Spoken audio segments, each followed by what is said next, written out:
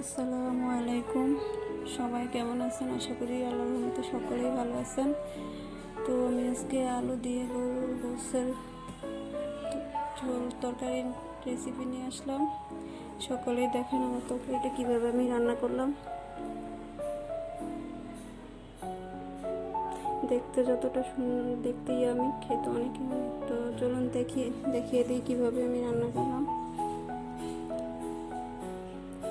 প্রথমে গরুর গোশতের মধ্যে আদা বাটা দিয়ে দিলাম, তারপরে জিরা বাটা,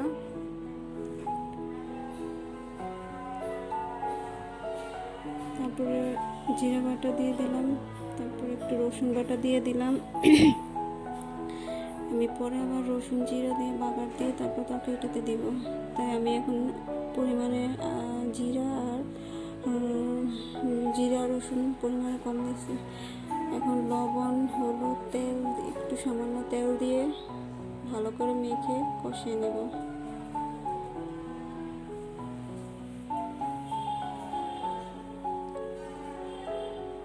ভালো করে কষিয়ে নেব।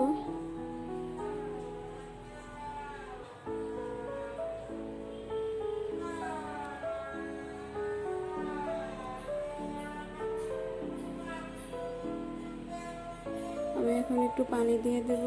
পানি দিয়ে গরুর গোশতটা ভালো করে সিদ্ধ করে নেব।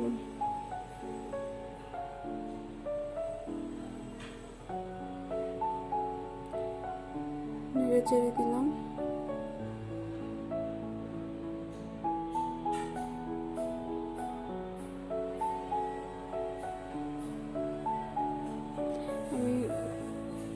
আমি তরকারিটাতে গরম পানি ব্যবহার করলাম। এখানে তেজপাতা, লং, এলাচি, দারচিনি দিয়ে দিলাম। আস্তা মশলা ব্যবহার করলাম। তো এখন গোশতটা কষানো হয়ে গেছে। এখন আলু দিয়ে দিলাম। আলু দিয়ে আবার গোশতটাকে একটু ভালো করে কষিয়ে নেব।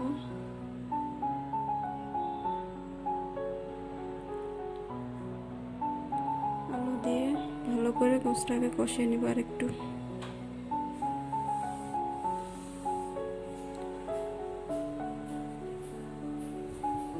এখন মরিচের গুঁড়ো দিয়ে দিলাম।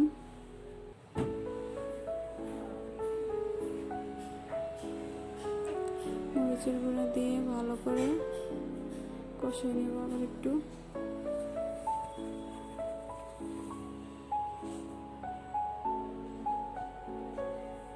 আমার গোশতটা মোটামুটি সিদ্ধ হয়ে গেছে। এখন পেস্ট কুচা দিয়ে দিলাম। পেস্টটা দিয়ে আবার একটু নেড়ে চেড়ে দেব।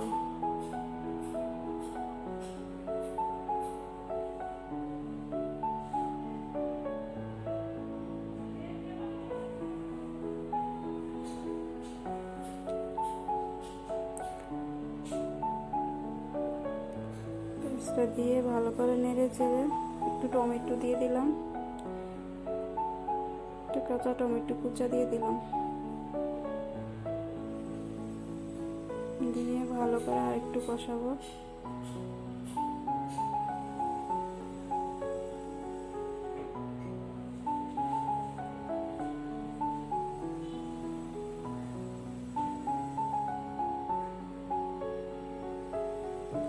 এভাবে আলু গরুর গোশত ঝোল তরকারি রান্না করে খেয়ে দেখেন, অনেক মজা। এখন কষানো হয়ে গেছে। এখন গরম পানি দিয়ে দিলাম। গরম পানি দিয়ে ভালো করে তরকারিটাকে আমি একটু ঝোলটা টানিয়ে নেব। ঝোলটা মাখা মাখা হয়ে গেলে আমি বাগার দেব। ঢাকনা দিয়ে রেখে দিছি। এখন তেল গরম দিয়ে দিছি। এখন রসুন বাটা দিয়ে রসুনটাকে আগে লাল করে ভেজে নিব। ভালো করে রসুনটাকে ভাজতে হবে।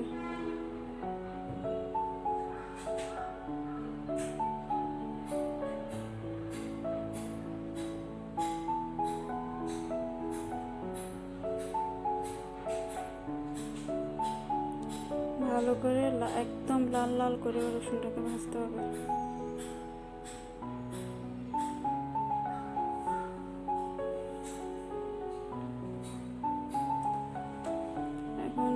জিরা বাটা দিয়ে রসুনের সাথে জিরাটা ভালো করে নেড়ে চেড়ে নিলাম।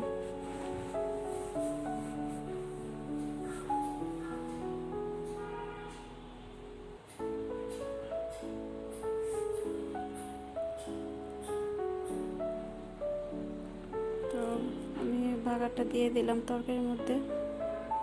এখন ভালো করে নেড়ে চেড়ে একটু জাল দিয়ে তারপরে নামিয়ে ফেলবো।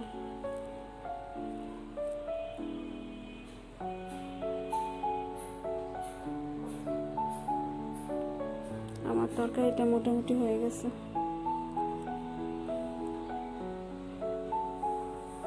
তো বন্ধুরা, আমার তরকারিটা কেমন হলো সকলে জানাবেন। আমার আলু গরু গোসের ঝোল তরকারি হয়ে গেছে, জানাবেন আমার তরকারিটা কেমন হয়েছে। সকলেই ভালো থাকবেন, আমার চ্যানেলটাকে সাবস্ক্রাইব করবেন। আল্লাহ হাফেজ।